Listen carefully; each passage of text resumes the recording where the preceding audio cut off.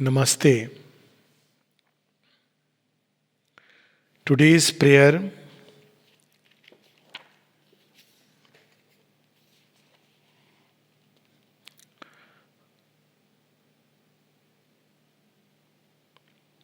it is a wonderful prayer, and it is a prayer the mother writes the moment she lands up in Pondicherry. And this prayer indicates the role that actually she already has assumed, and what she does when we open to her and entrust ourselves to her. It's a very short prayer which shows what she does in us and what she does for us. Pondicherry, March 29th, 1914. O thou whom we must know, understand, realize. So, we think we know God because we have certain conceptions of God. But the fact is, He is the eternal, unknowable. He always moves in front. That is why the Ishopanishad speaks, when it speaks about God, it says, Tade jati, tanne jati, tad dure taduvantike. Tadantarasya sarvasya. He is near, He is far. Even the gods cannot reach Him. So there is always something which is there to realize. So, O thou whom we must know, understand, realize, this is the aspirations He is planting in us. Absolute consciousness, eternal law. So it is the ultimate, the supreme, that consciousness which has become all these many becomings. But it holds the key to all things. And it is the eternal law. Eternal law is literally Sanatan Dharma. If you really want to translate it into Hindi, Sanatana, eternal, Dharma, law, with a capital L. Eternal law. So here it is Sanatana Dharma in the sense that it is an unfolding of the divine. In each one it is according to their own true nature. That is what we were reading in Hindi. How the Divine Mother works in each one according to their own nature. So this eternal law is not something fixed. When people turn divine working in a fixed way, a fixed dogma, everybody must do this, everybody must wear this way, everybody must eat this or not eat that, everybody must pray in this manner at so many times a day, then basically it's no more eternal. Then it's something which is man-made, because human mind likes to fix everything into certain dogmas and rituals which all must follow. But the Divine Mother doesn't work like that. So she is speaking of eternal law. Sanatan Dharma has no dogmas. It is about our internal state. It is about the ascension of human consciousness to the divine through the different ways of becomings and reaching towards that height.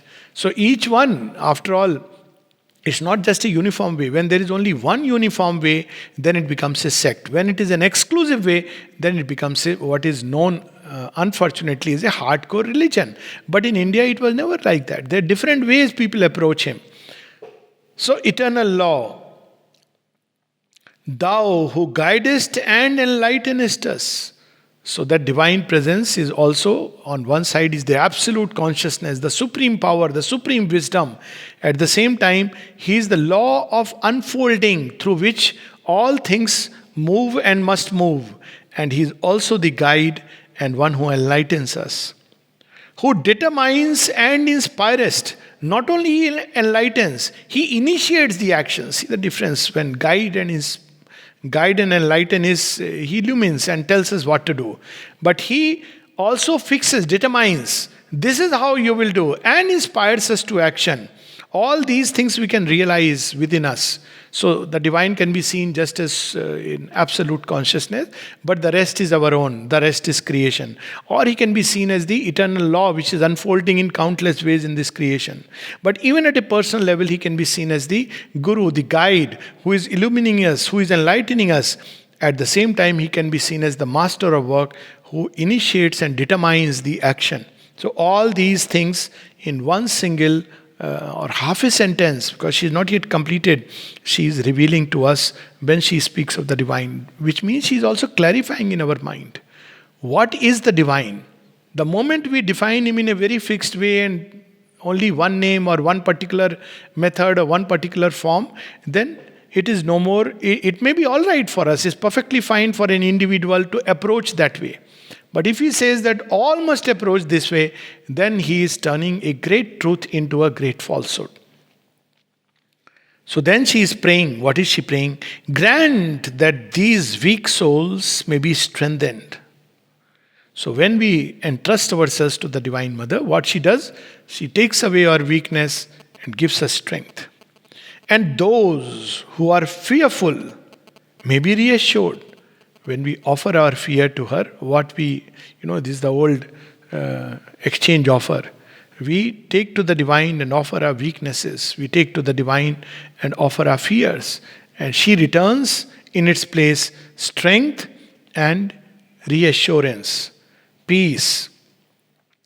To thee I confide them in the same way as I confide to thee the destinies of all of us.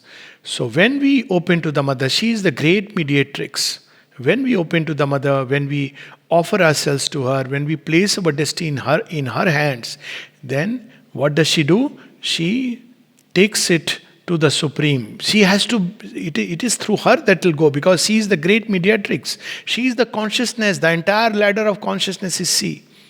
We cannot approach directly because the rungs are missing.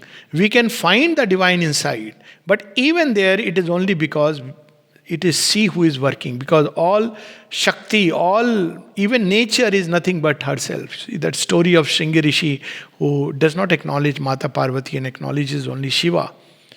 And Shiva tries to tell him that no, it's incomplete. We two together, there is the completeness. But he doesn't. So even when the two are close to each other, he takes the form of Ardhi. He shows him the Ardhanarishwarup. He takes the form of a little bumblebee, goes around only Shiva's jata and comes back. No, I don't need the Divine Mother. So the Divine Mother says, since you don't want me, therefore I take away myself from you. And he crumbles into dust. Because all effort, even effort, when we talk about the effort of sadhana, it needs energy, all energizing. If we use our mind, thought, intelligence, physical effort, effort of breath, effort of emotions, effort of will, actions, everything is nothing but the play of the divine Shakti ordinarily done through nature. But we have to substitute this working of lower nature by the direct workings of the Divine Mother.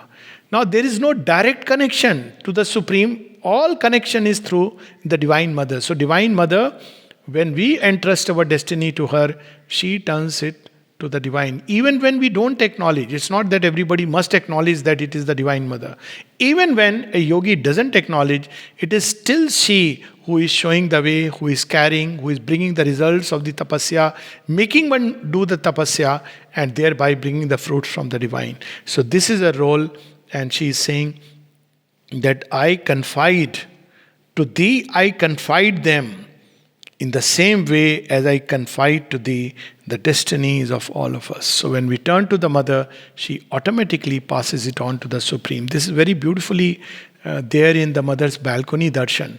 So when she would give balcony darshan, she said, what do I do? She says, she unites with the Supreme Consciousness.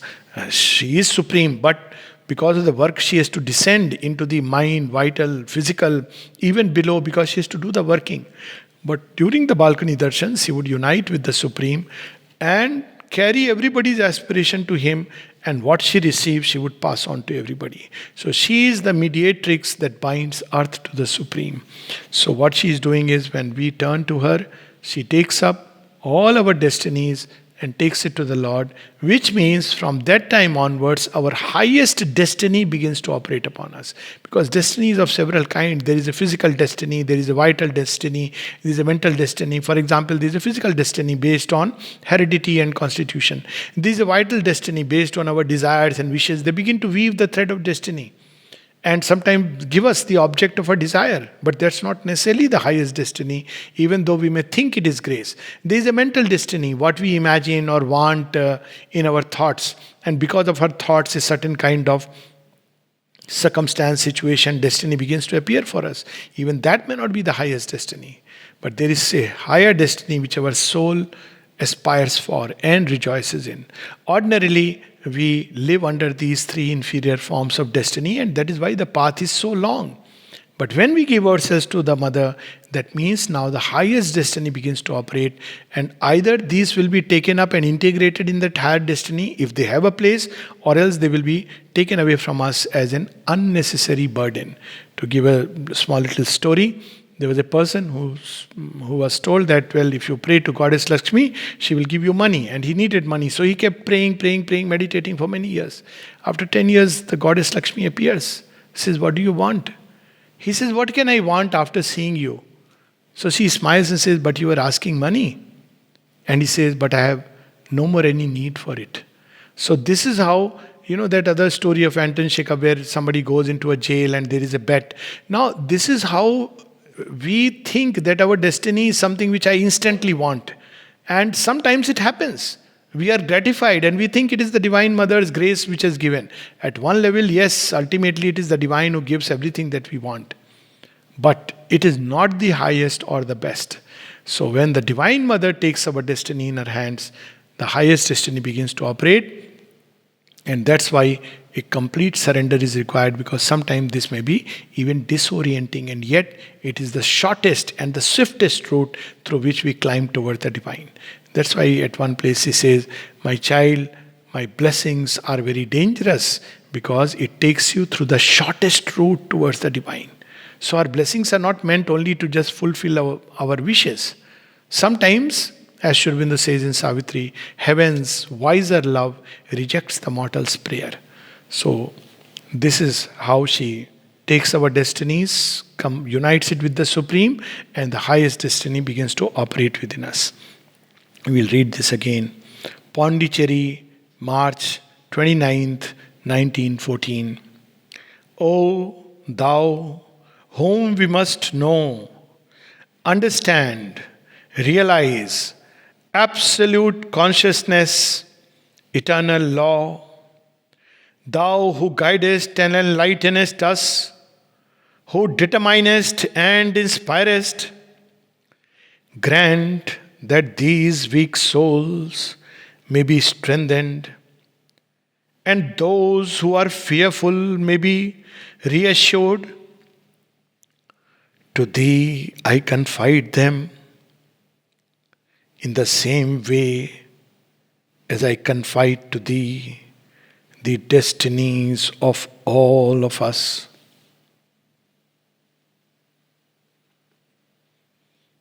Namaste.